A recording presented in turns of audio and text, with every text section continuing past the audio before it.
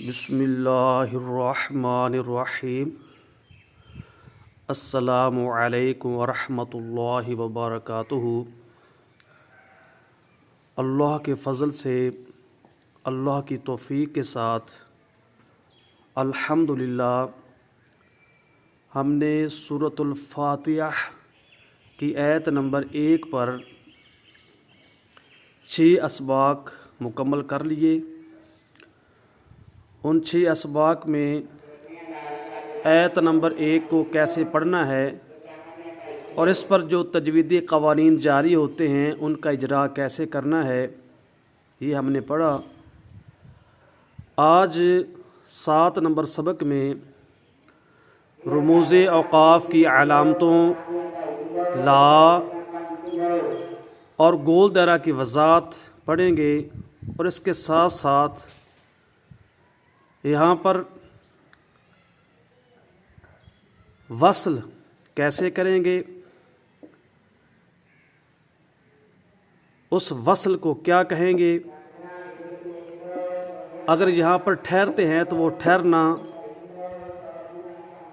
قاطع کب بنے گا، سکوت کب بنے گا، اور وقف کب کہلائے گا، اور وقف کی کون کون سی اقسام یہاں بن سکتی ہیں، یہ آج کا ہمارا سبق ہے۔ تو سب سے پہلے یہ جو اوپر لا لکھا ہوا ہے، یہ اصل میں وصل لازم کی علامت ہے۔ رموز اوقاف کا معنی یہی ہوتا ہے کہ وقف کے اشارے۔ رموز رمز کی جمع ہے، رمز کہتے ہیں اشارے کو، رموز اس کی جمع ہے، اور اوقاف جو ہے وہ وقف کی جمع ہے۔ تو وقفوں کے اشارے، الفاظ سے ہی یہ بات سمجھ آ رہی ہے کہ مکمل جملہ نہیں لکھا جاتا، بلکہ اس میں سے کوئی ایک حرف یا 2 حروف نکال کر لکھ دیے جاتے ہیں تاکہ اشارہ ہو جائے کہ یہاں پر فلاں وقف بنتا ہے یا وصل بنتا ہے، کیونکہ جگہ کی تنگی ہے۔ اگر ہم وہ مکمل لکھیں یہاں پر تو دونوں آیات کے درمیان فاصلہ بڑھ جائے گا۔ یعنی یہی آپ دیکھ لیں تو یہ تو ہے وصل لازم کی علامت، لیکن اگر یہ پورے کلمات ہم لکھتے ہیں وصل لازم تو جگہ جو ہے کم پڑ جائے گی۔ اگر لکھتے ہیں تو 2 آیات کے درمیان دوری زیادہ ہو جائے گی۔ تو وصل لازم میں سے لا جو ہے نا، لازم کا جو لا ہے وہ لا کر یہاں رکھ دیا، لکھ دیا، جس سے اشارہ ہو گیا کہ اس لا کو آپ وصل لازم سمجھیں۔ اسی طرح میم لکھ دیا جاتا ہے کسی جگہ پر، تو میم کا مطلب یہی ہوتا ہے کہ وقف لازم، وہ وقف لازم میں سے لا نکالا اور لکھ دیا، پورا جو ہے وہ جملہ نہیں لکھا کیونکہ جگہ کی تنگی ہے۔ اگر مکمل جملے ہم لکھیں تو جگہ کم پڑ جائے گی، آیات کے درمیان فرق زیادہ بڑھ جائے گا، اور اسی لیے ان کا نام رکھا ہے رموز اوقاف، یعنی وقفوں کے اشارے ہیں۔ وقف کی جو آپ کو علامتیں نظر آ رہی ہیں یہ اصل میں پورے جملے ہیں۔ جیسے یہ لا ہے، یہ وصل لازم پورا جملہ ہے، اس میں سے لا لکھا، اشارہ کر دیا تاکہ سمجھ جائیں کہ اصل میں یہ وصل لازم ہے اور یہاں پر وصل کرنا لازمی ہے۔ ٹھیک ہے، تو یہ آپ ذہن میں رکھیں۔ تو آ جائے، میم آ جائے، لا آ جائے، کوئی بھی علامت ہو تو ان حروف کو نہ دیکھیں، وہ حروف جس جملے سے نکلے ہیں اس جملے میں کو ذہن میں رکھتے ہوئے اس کے مطابق وہاں عمل کریں، وقف کریں یا وصل کریں۔ تو یہ لا جو ہے یہ اشارہ ہے، وصل لازم سے نکلا ہے۔ تو وصل لازم کا معنی ہوا یہاں پر وصل کرنا لازمی ہے، لیکن جب یہ اکیلا ہو، اس کے ساتھ کوئی رموز اوقاف کی اور علامت موجود نہ ہو، اس وقت یہاں پر وصل کرنا ہی لازمی ہے، ضروری ہے۔ اگر کوئی وقف کر دے گا تو وہاں پر اعادہ کرنا لازم ہے وہاں اعادہ کیا جائے گا، کیونکہ یہ وصل لازم کی علامت ہے نا، یہاں پر وصل کرنا لازمی ہوتا ہے، تو وقف بنتا ہی نہیں ہے۔ لیکن یہ اس وقت ہے جب یہ اکیلی علامت ہو، اس کے ساتھ کوئی اور علامت جو ہے نا وقف کی نہ ہو۔ لیکن اگر ساتھ کوئی وقف کی علامت ہو یا اس کے علاوہ کوئی اور علامت بھی ہو تو اس کا بھی خیال کیا جائے گا۔ جیسے یہاں پر آپ کو نظر آ رہا ہے گول دائرہ، ٹھیک ہے، تو گول دائرہ یہ اصل میں کیا تھا اور اس کی وضاحت کیا ہے، تو یہ آپ سماعت فرمائیں۔ آیتن لفظ تھا اصل میں، آیتن کی آخر میں جو گول تا ہے اس کو وقف کی صورت میں گول ہا بنا دیا گیا، یعنی گول دائرہ جو ہے یہ اصل میں گول تا تھی۔ کس کلمے کی؟ ایک لفظ ہے آیتن، آخر میں گول تا، تو گول تا جو ہے نا جب اس پر وقف کیا جاتا ہے تو وہ گول ہا بن جاتی ہے۔ تو اصل میں یہ گول تا تھی آیتن کی، وقف کی وجہ سے وہ گول ہا بن گئی، تو کثرت استعمال کی وجہ سے اس کو گول دائرہ سمجھنے لگے۔ گول دائرہ یہ اب اس کو کہتے ہیں، یہ ایت کی علامت ہے، ایت کے مکمل ہونے کی علامت ہے، اور بعض جگہ پر یہ لکھا ہوا ہے کہ وقف تام کی علامت ہے، لیکن یاد رکھیں کہ ہر جگہ پر یہاں پر وقف تام نہیں بنے گا، ٹھیک ہے۔ ہاں قرآن پاک کے آخر میں رموز اوقاف کی علامتیں جہاں وضاحت موجود ہوتی ہے وہاں لکھا ہوتا ہے کہ یہ وقف تام کی علامت ہے، لیکن یہ وقف تام کی علامت ہر جگہ نہیں بنے گی۔ جہاں پر پہلے کلمے کا دوسرے کلمے کے ساتھ نہ لفظی تعلق ہو نہ معنوی تعلق ہو اور مضمون بھی مکمل ہو جائے، پچھلا مضمون ختم ہو جائے آگے نیا شروع ہو، تو وہاں گول دائرہ وقف تام کی علامت بنے گا۔ لیکن جس جگہ آگے تعلق ہو، لفظی ہو یا معنوی ہو یا مضمون وہی آگے جاری ہو، تو اس جگہ پر یہ وقف تام کی علامت نہیں بنے گا۔ تو گول دائرہ اصل میں آیت ان کی آخر والی گول تا ہے، وقف کرنے کی وجہ سے گول ہا بن گئی، اور کثرت استعمال کی وجہ سے اس کو گول دائرہ سمجھنے لگے۔ تو وقف تام جو ہے کہا جاتا ہے لیکن ہر جگہ پر یہ نہیں بنے گا۔ اب وقف کی علامت تو ہے کیونکہ آیت مکمل ہوتی ہے۔ ام سلمہ رضی اللہ عنہا ارشاد فرماتی ہے کہ حضور پاک صلی اللہ علیہ وسلم ہر آیت پر وقف فرماتے تھے، تو گول دائرہ پر وقف کرنا پیارے آقا صلی اللہ علیہ وسلم کی سنت مبارکہ ہے۔ حضور پاک صلی اللہ علیہ وسلم کی زوجہ محترمہ حضرت ام سلمہ جو تمام مومنوں کی ماں ہیں رضی اللہ عنہا، وہ ارشاد فرماتی ہیں کہ پیارے آقا صلی اللہ علیہ وسلم ہر آیت پر وقف فرماتے تھے۔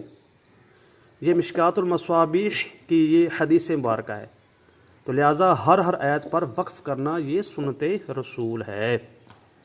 لیکن یاد رکھیں کہ قرہ حضرات فرماتے ہیں کہ جب قرآن پاک نازل ہو رہا تھا تو ابتدا میں ایسا کیا گیا، اور اس کی ایک وجہ تھی کہ اگر ایک سانس میں زیادہ آیات پڑھی جاتی تو خدشہ تھا، ڈر تھا کہ لوگ ان زیادہ آیات کو ایک آیت سمجھنے لگتے، کیونکہ قرآن پاک نازل ہو رہا تھا، ابھی تک پتہ نہیں تھا سورت کی ابتدا کا، سورت کی انتہا کا، اسی طرح آیات کی ابتدا کا اور انتہا کا علم نہیں تھا، تو یہ خدشہ تھا کہ اگر ایک سانس میں زیادہ آیات پڑھی جائیں، اگر ایک سانس میں 3 یا 4 آیات پڑھی گئی تو ہو سکتا ہے بعض مسلمان اس کو ایک آیت ہی سمجھ لیں، کیونکہ وہ نہیں جانتے کہ اس صورت میں کتنی آیات ہیں، کون سی آیت کہاں سے شروع ہوتی ہے کہاں پر ختم ہوتی ہے۔ تو اس لیے ہر آیت پر وقف کیا گیا تاکہ مسلمان جان لیں کہ اس صورت میں اتنی آیات ہیں، فلاں آیت فلاں جگہ سے شروع ہوتی ہے، فلاں جگہ پر ختم ہوتی ہے، ہر آیت کی ابتدا اور انتہا جان لیں۔ جب وقت زیادہ گزر گیا، عرصہ زیادہ ہو گیا، قرآن پاک نازل ہو گیا، صورتیں نازل ہوتی رہیں، اور جب لوگوں کو پتہ چل گیا، علم ہو گیا کہ فلاں صورت میں اتنی آیات ہیں اور ہر آیت کی ابتدا اور انتہا جان لی، تو اس وقت چونکہ وہ خدشہ ختم ہو گیا، ڈر ختم ہو گیا زیادہ آیات کو ایک آیت سمجھنے والا، تو اس وقت پیارے آقا صلی اللہ علیہ وسلم ایک سانس میں زیادہ آیات بھی تلاوت فرماتے تھے۔ تو اب مطلب یہ نکلا کہ ہر آیت پر وقف کرے تو یہ بھی سنت رسول ہے، لیکن بعض اوقات پیارے آقا صلی اللہ علیہ وسلم نے ایک سانس میں زیادہ آیات بھی تلاوت فرمائی ہیں، تو وہ آپ رموز اوقاف کی علامت کو سامنے رکھتے ہوئے یہ فیصلہ خود کریں گے۔ یہ گول دائرہ ہے، اوپر جو لا ہے یہ وصل لازم کی علامت ہے، یہ کہتا ہے کہ وصل جو ہے کرنا لازمی ہے۔ گول دائرہ یہ وقف کی علامت ہے۔ اب دونوں علامتیں موجود ہیں، کسی پر بھی عمل کر لے تو جائز ہے، لیکن اوپر والی پر عمل کرنا افضل ہوتا ہے۔ اب گول دائرہ یہ وقف کی علامت ہے، یہاں پر وقف کرنا پیارے آقا صلی اللہ علیہ وسلم کی سنت ہے، لیکن جو لا ہے یہ وصل لازم کی علامت ہے، اور اس کا تقاضا یہ ہے کہ یہاں پر وصل کیا جائے۔ لیکن یاد رکھیں کہ قرآن حضرات فرماتے ہیں کہ جو اوپر والی علامت ہوتی ہے اس پر عمل کرنا افضل ہوتا ہے۔ اگر دو سے زیادہ علامتیں موجود ہوں تو دیکھیں گے وقف کی زیادہ علامتیں ہیں یا وصل کی۔ زیادہ علامتیں وقف کی ہوں تو وقف کریں، اگر وصل کی زیادہ ہوں تو وصل کریں، یا اگر ان علامتوں کے درمیان موافقت کی جا سکتی ہے، یعنی اگر زیادہ پر عمل کیا جا سکتا ہے یا تمام پر عمل کیا جا سکتا ہے تو عمل کریں، لیکن اگر ایک علامت وصل کی ہو دوسری وقف کی ہو تو اوپر والی علامت پر عمل کرنا افضل ہوتا ہے، لیکن اگر کوئی نیچے والی علامت پر عمل کر لے تو جائز ہے۔ اب مطلب کیا ہے پوری بات کا کہ یہ گول دائرہ ہے، یہ وقف کی علامت ہے، اگر کوئی وقف بھی کر لے تو جائز ہے، وہ اس پر عمل ہو جائے گا، لیکن افضل کیا ہے لا پر عمل کرنا۔ اور قرآن پاک میں اسی کا اعتبار کیا جاتا ہے، یعنی جو اوپر والی علامت ہوتی ہے اسی پر عمل کرتے ہوئے جو ہے آیات کی حرکات جو ہے نا وہ لگائی جاتی ہیں۔ اب یہاں پر آپ دیکھ لیں نون کی زبر کو را کے ساتھ ملایا گیا ہے، یہ جو لام تعریف کا حمزہ تھا وہ گرایا گیا ہے، یعنی وصلی صورت کو اختیار کیا گیا ہے۔ وصل کی صورت میں لام تعریف کا حمزہ گر جاتا ہے تو یہ گرا ہوا ہے، لام کے اوپر زبر نہیں ہے، لام کے اوپر جزم نہیں ہے، اور الف کے اوپر زبر نہیں ہے۔ یہ الف جو ہے نا حمزہ جو بن گیا زبر آنے کی وجہ سے یہ وصلی علامہ تعریف کا، تو یہ گرا ہوا ہے، زبر نہیں ہے، صرف الف نظر آ رہا ہے۔ تو گرتا کب ہے وصلی صورت میں، تو پتہ یہ چلا کہ وصلی صورت کا اعتبار کرتے ہوئے یہ جو حمزہ ہے اس کے جو ہے زبر گرا دی گئی اور نون کو اب را کے ساتھ ملایا جائے گا۔ تو یہ ایسا کیوں کیا گیا؟ کیونکہ لا کا اعتبار کیا گیا۔ رموز کاف کی علامتوں جب زیادہ جمع ہوں تو ان میں سے اوپر والی پر عمل کرنا افضل ہوتا ہے، اور اسی کا اعتبار قرآن پاک میں کرتے ہوئے حرکات لگائی گئی ہیں، اور حمزے جو وصلی ہیں وہ گرائے گئے ہیں یا لگائے گئے ہیں۔ تو یہ آپ نے ذہن میں رکھنی ہے بات۔ تو اب ہم پڑھیں گے الرحمن الرحیم وصلی صورت میں جب ہم لا کا اعتبار کریں گے، اور یہی بات جو ہے نا یہ افضل ہے، اور اسی بات کو مد نظر رکھتے ہوئے قرآن پاک میں یہ اعراب لگایا گیا ہے، اور حمزہ جو ہے وصلی اس کو گرایا گیا ہے۔ تو قرآن پاک میں آگے بھی آپ اسی پر ہی قیاس کرتے ہوئے فیصلہ کریں گے، جو اوپر والی علامت ہو اس پر عمل کرنا افضل ہوتا ہے، لیکن اگر کوئی نیچے والی علامت یا دوسری علامت پر عمل کر لے تو جائز ہے۔ اگر کوئی یہاں ٹھہرنا چاہے تو ٹھہر بھی سکتا ہے، عالمین، تو جب یہاں ٹھہرے گا تو اب اعادے کی ضرورت نہیں ہے، کیونکہ گول دائرہ جو ہے نا وہ وقف کی علامت موجود ہے، اس کی وجہ سے جو ہے درست ہو گیا وقف۔ اب ہم آگے ابتدا کر سکتے ہیں، ابتدا کریں گے الرحمن الرحیم۔